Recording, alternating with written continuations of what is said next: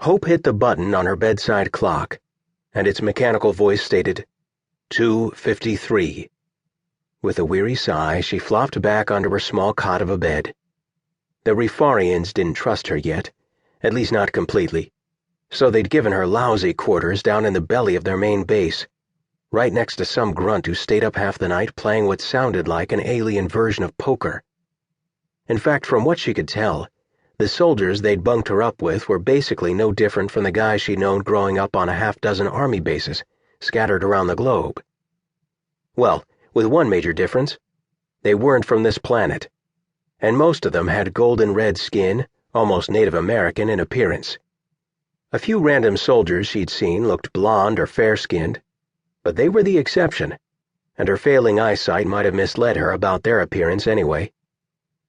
The soldier who had the quarters next to hers was rowdy as all get out, played his music too loud after hours, and was generally an inconsiderate slob.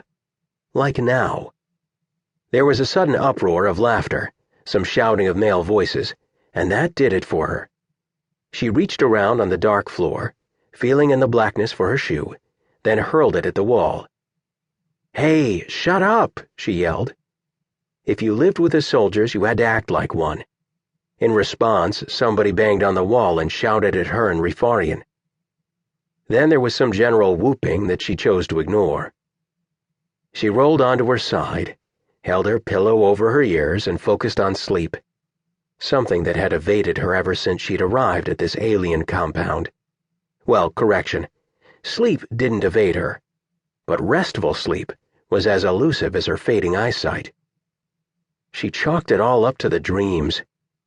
Ever since being drugged back at Warren, she'd continued to dream of Scott Dillon. Sometimes he was her husband, sometimes she was pregnant, often they were having dimension-shattering sex.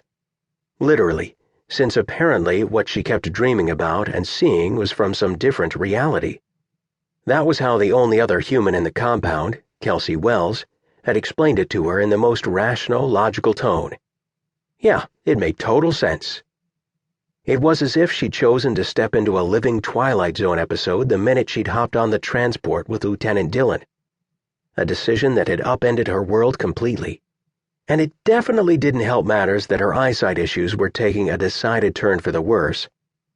The altitude up in this corner of Wyoming was even higher than back in Denver, where her degenerative retinopathy had already been sliding her into darkness at an accelerated rate. Maybe this wasn't the right thing after all, she thought, loneliness choking her.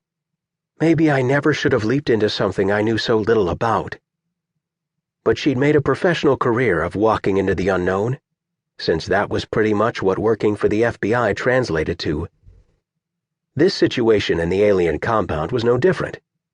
It was also the right choice after witnessing the Refarians defend humanity when Warren Air Force Base had come under attack. No way was she consigning herself to the outside of this particular alien conspiracy. Not now that she understood the stakes. It didn't take a genius to realize that Earth was in serious danger. More noise erupted next door, and enough really was enough already.